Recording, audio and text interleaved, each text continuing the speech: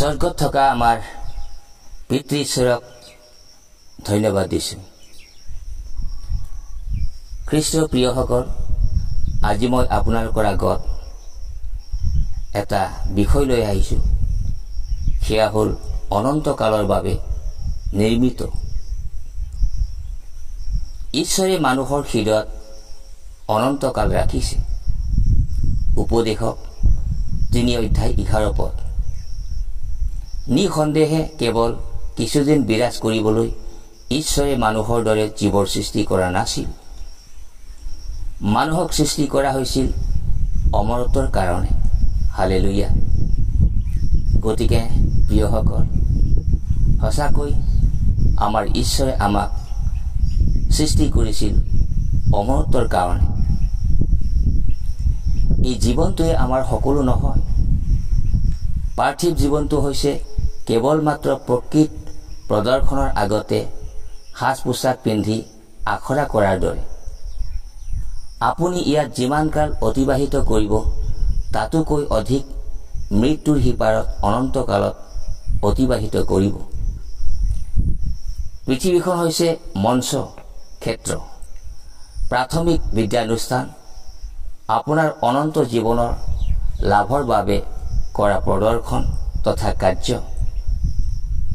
প্ৰকৃত খেল আৰম্ভ হোৱাৰ আগতে কৰা এটা অনুশীলনৰ কাৰ্য প্ৰক্ৰিয়া। দৌৰ প্ৰতিযোগিতা আৰম্ভ হোৱাৰ পূৰ্বে প্ৰাথমিক ব্যায়ামেৰে এপাক ঘূৰা। পিছৰ জীৱনৰ কাৰণে প্ৰস্তুতিকৰণৰ কাৰ্যই হৈছে এই জীৱন। হালেলুয়া। আপুনি এইখন পৃথিৱীত খুব বেছি 100 বছৰ জীয়াই থাকিব, কিন্তু অনন্তকালত আপুনি সদাকাল অতিবাহিত কৰিব। পৃথিৱীত অতিবাহিত কৰা এই সময়খিনি অনন্তকালত এটা সৰু বিৰতি আপোনাক সদাকালৰ নিমিত্তে নিৰ্মাণ কৰা হৈছে। Praise the lord. বাইবেলত কৈছে ঈশ্বৰে মানুহৰ হৃদয়ত অনন্তকাল ৰাখিছে। আপোনাৰ এক জন্মগত প্ৰবৃত্তি আছে যি অমৰত্বৰ কাৰণে আকাংক্ষা কৰে।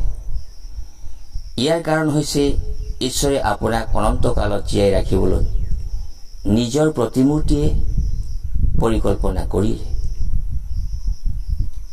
যদিও আমি জানো অৱশেষত আমি প্ৰত্যেকেই মৰিব লাগিব। হালেলুয়া। হয়, আমি প্ৰত্যেকেই এদিন মৰিব লাগিব। তথাপিও মৃত্যুক সদায় অস্বাভাৱিক বা অন্যায় ৰূপে আমি ভাবোঁ। ইয়াৰ কাৰণ আমি সদাকাল জীয়াই থকাটো ইচ্ছা কৰোঁ, যি ঈশ্বৰে তেনে ইচ্ছা শক্তিৰে সৈতে আমাৰ মগজুত তাৰ সংযোজি কৰি দৃঢ় কৰি ৰাখিছে। এদিন আপোনাৰ হৃদয় স্পন্দন বন্ধ হৈ যাব আৰু সেয়া হ'ব আপোনাৰ শৰীৰ আৰু পাৰ্থিৱ সময়ৰ অন্তিম সময়। কিন্তু সেয়া আপোনাৰ শেষ নহয়। আপোনাৰ পাৰ্থিৱ শৰীৰটো আপোনাৰ আত্মাৰ বাবে কেৱল এটা অস্থায়ী বাসস্থান। Praise the lord. বাইবেলত আপোনাৰ পাৰ্থিৱ শৰীৰটোক এটা তম্বু বুলি কৈছে, কিন্তু আপোনাৰ ভৱিষ্যতৰ শৰীৰটোক এটা ঘৰ বুলি উল্লেখ কৰিছে। বাইবেলত কৈছে আমাৰ এই তম্বুৰূপ পাৰ্থিৱ ঘৰ যদি ভগ্ন হয়, তেনেহলে বিনা হাতে সজা ঈশ্বৰৰ ঘৰৰ পৰা হোৱা এক অনন্তকলীয়া ঘৰ স্বৰ্গত আছে। 2 কৰিন্থী 5:1 পদ। পাৰ্থিৱ জীৱনত বহুতো নিৰ্বাচনী বিষয়বিলাক আছে, কিন্তু অনন্তকালে মাত্ৰ 2টা নিৰ্বাচনী বিষয়কহে উপস্থাপন কৰে। সেয়া হ'ল স্বৰ্গ অথবা নৰক। পৃথিৱীত ঈশ্বৰৰ সৈতে গঢ় লোৱা আপোনাৰ সম্পৰ্কইহে তেওঁৰ সৈতে আপোনাৰ অনন্তকলীয়া সম্পৰ্ক নিশ্চিত কৰিব। যদিহে আপুনি ঈশ্বৰৰ পুত্ৰ যীশুক ভাল পাবলৈ আৰু বিশ্বাস কৰিবলৈ শিকিছে, অনন্তকালৰ বাকী সময়খিনি তেওঁৰ লগত অতিবাহিত কৰিবলৈ আপুনি আমন্ত্ৰিত হ'ল। অন্যথা যদি আপুনি তেওঁৰ প্ৰেম, ক্ষমা আৰু পৰিত্ৰাণক প্ৰত্যাখ্যান কৰে, ঈশ্বৰৰ সান্নিধ্যৰ পৰা আপুনি আঁতৰ থাকি অনন্তকাল অতিবাহিত কৰিব। হালেলুয়া। গতিকে প্ৰিয়সকল, দুই প্ৰকাৰৰ মানুহ আছে। এক প্ৰকাৰ হৈছে যিসকলে ঈশ্বৰক কয়, তোমাৰ ইচ্ছা পূৰ্ণ হওক, আৰু আন যিসকলক ঈশ্বৰে কয়, ঠিক আছে, তেনেহলে তোমাৰ পথতে চলা। পৰিত্ৰাণৰ কথা বহুতো লোকে অনন্তকাল ঈশ্বৰৰ ব্যতিৰেকে সহন কৰিব লাগিব, কিয়নো তেওঁলোকে পৃথিৱীত ঈশ্বৰৰ অবিহনে জীৱন নিৰ্বাহ কৰাটো পছন্দ কৰিলে। Praise the lord. পৃথিৱীত আপুনি যেতিয়া সম্পূৰ্ণকৈ বুজি পাব যে ইয়াত আৰু এই সময়খিনিতকৈ জীৱন অধিক বেছি, আৰু উপলব্ধি কৰিব যে জীৱন অনন্তকালৰ বাবে প্ৰস্তুতি মাথোন, তেতিয়া আপুনি এক অন্য ধৰণৰ জীৱনেৰে জীয়াই থাকিবলৈ আৰম্ভ কৰিব। আপুনি অনন্তকালৰ পোহৰত জীৱন যাপন কৰিবলৈ আৰম্ভ কৰিব, আৰু ই প্ৰতিটো সম্বন্ধ, প্ৰতিটো কাম আৰু প্ৰতিটো পৰিস্থিতি কেনেদৰে সুকলমে ব্যৱহাৰ কৰিব তাৰ বাবে আপোনাক প্ৰভাৱিত কৰিব। হালেলুয়া। যিবোৰ কাম, লক্ষ্য বা উদ্দেশ্য আৰু সমস্যাবোৰ আগতে অতি গুৰুত্বপূৰ্ণ আৰু প্ৰয়োজনীয় যেন বোধ হৈছিল, হঠাতে সেই সকলোবোৰ আপোনাৰ দৃষ্টিত সাধাৰণ, গৌণ, গুৰুত্বহীন আৰু অপ্ৰয়োজনীয় ৰূপে প্ৰতীয়মান হ'ব। আপুনি যিমানে ঈশ্বৰৰ কাষ চাপিব, সিমানে অন্য সকলো বিষয় তুচ্ছ বা সূক্ষ্ম দৃষ্টিগোচৰ হ'ব। হালেলুয়া।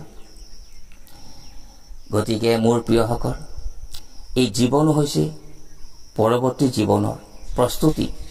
যেতিয়া আপুনি অনন্তকলীয়া পোহৰত জীৱন কটাব, তেতিয়া আপোনাৰ মূল্যবোধ সলনি হ'ব। আপুনি আপোনাৰ সময় আৰু অৰ্থ অধিক জ্ঞানৱানৰ দৰে ব্যৱহাৰ কৰিব।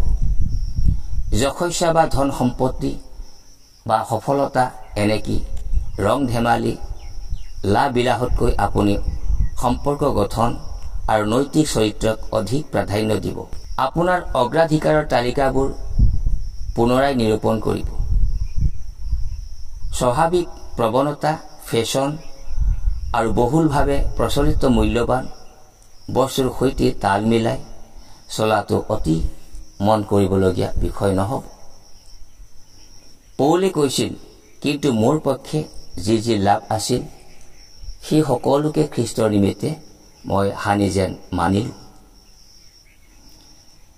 যদি পৃথিৱীত থকা সময়খিনি আপোনাৰ জীৱন হ'লহেঁতেন, মই আপোনাক পোনে পোনে এই পৰামৰ্শ দিলোহেঁতেন যে এনেদৰে জীৱন নিৰ্বাহ কৰি যাওক, ভাল হোৱা আৰু নৈতিকতাক চলাৰ কথা পাহৰি যাওক। আপোনাৰ কাৰ্যফলৰ বিষয়ে চিন্তা কৰিব নালাগে। হালেলুয়া। আপুনি নিজকে সম্পূৰ্ণ আত্মকেন্দ্ৰিকতাত অন্তৰ্ভুক্ত কৰিব পাৰে, কাৰণ আপোনাৰ কাৰ্যবোৰৰ দীৰ্ঘকালীন অৱধি কোনো পৰোক্ষ ফল নাই। কিন্তু আৰু এয়া সমস্ত পাৰ্থক্য কৰি তোলে, মৃত্যু আপোনাৰ শেষ নহয়, মৃত্যু আপোনাৰ জীৱনৰ পৰিসীমা নহয়, কিন্তু অনন্তকালত প্ৰৱেশ কৰাৰ বাবে আপোনাৰ ৰূপান্তৰহে মাথো। হালেলুয়া। সেই পৃথিৱীত আপুনি যি যি কৰে, সেইবোৰৰ কৰ্মফল আপুনি অনন্তকালত ভুগিব লাগিব। আমাৰ জীৱনৰ প্ৰতিটো কৰ্মই স্বৰধ্বনিত ধ্বনিত হৈ অনন্তকাল ঝংকাৰ আনিব। Praise the lord. যেতিয়া আপুনি অনন্তকলীয়া পোহৰত জীৱন কটাব, তেতিয়া আপোনাৰ মূল্যবোধ সলনি হ'ব। আধুনিক জীৱন যাত্ৰাত আটাইতকৈ ক্ষতিকাৰক দিশটো হৈছে অল্পকালীন চিন্তাধাৰা।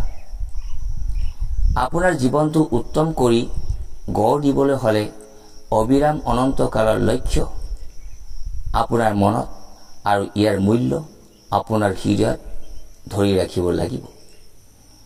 ইয়াত আৰু এই সময়তকৈও জীৱন বহুগুণে বেছি। বৰ্তমান এই জীৱন হৈছে সমুদ্ৰৰ পৃষ্ঠত উপঙি থকা হিমশিলাৰ ওলাই থকা ওপৰৰ আগভাগ আৰু অনন্তকালৰ জীৱন হৈছে সমুদ্ৰ পৃষ্ঠৰ গৰ্ভত লুকাই থকা হিমশিলাৰ বাকী অংশখিনি। হালেলুয়া। ঈশ্বৰৰ সৈতে অনন্ত জীৱন বাৰু কেনেধৰণৰ হ'ব, এয়া প্ৰশ্ন।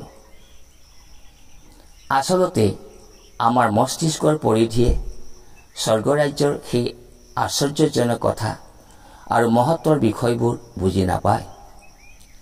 এয়া হৈছে পঢ়ুৱা এটাক ইণ্টাৰনেটৰ বিষয়ে বুজাবলৈ চেষ্টা কৰা ধৰণৰ কথা। ই অৰ্থহীন। অনন্তকালৰ অভিজ্ঞতাৰ কথা ব্যাখ্যা কৰিবলৈ কোনো শব্দই আৱিষ্কাৰ হোৱা নাই। বাইবেলত কৈছে, চকুৱে যি যি নেদেখিলে, কাণে যি যি নুশুনিলে আৰু মানুহৰ হৃদয়তো যি যি নুসুমাল, ঈশ্বৰে তেওঁক প্ৰেম কৰা সকলৰ কাৰণে যি সকলো যুগুত কৰিলে। Praise the lord. গতিকে প্ৰিয়সকল, আপোনাৰ জীৱনৰ অৰ্থে ঈশ্বৰৰ উদ্দেশ্য আছে, কিন্তু এই উদ্দেশ্য ইয়াতেই শেষ নহয়। আপুনি এই পৃথিৱী নামৰ গ্ৰহটোত অতিবাহিত কৰা কেইটামান দশকতকৈ আৰু বহুত দূৰণিলৈকে তেওঁৰ পৰিকল্পনাত আপুনি জড়িত আছে। সেয়া জীৱনকালৰ সুযোগতকৈও বহু অধিক। ঈশ্বৰে আপোনাক জীৱনকালৰ বাহিৰত এটা সুযোগ প্ৰদান কৰিছে।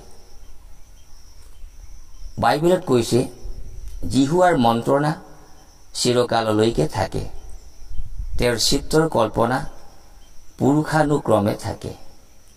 হালেলুয়া। গতিকে প্ৰিয়সকল, সৰহসংখ্যক মানুহে একমাত্ৰ মৃতদেহ সৎকাৰৰ সময়তহে অনন্ত জীৱনৰ বিষয়ে ভাবে। তেতিয়া এই বিষয়ে প্ৰায় উপৰুৱাকৈ আৰু অজ্ঞানতাৰ আধাৰত ভবা হয়। হয়তো আপুনি ভাবিব পাৰে যে মৃত্যুৰ বিষয়ে চিন্তা কৰাটো এটা ৰোগৰ লক্ষণ, কিন্তু বাস্তৱতে মৃত্যুক অস্বীকাৰ কৰি জীয়াই থকা আৰু যিটো অনিবাৰ্য তাক মানি নোলোৱাটোহে এক প্ৰকাৰৰ অস্বাস্থ্যকৰ জীৱন।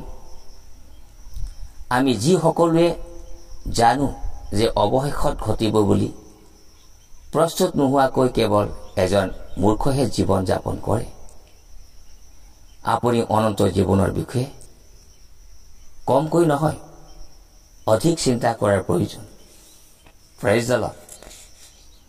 গতিকে মোৰ প্ৰিয়সকল, যেনেদৰে মাতৃৰ গৰ্ভত 9 মাহ থাকোঁতে আপুনি নিজে নিজে শেষ হোৱা নাছিল, কিন্তু জীৱন লাভৰ বাবে প্ৰস্তুত হৈ আছিল, ঠিক তেনেদৰে এই জীৱনো হৈছে পৰৱৰ্তী জীৱনৰ প্ৰস্তুতি।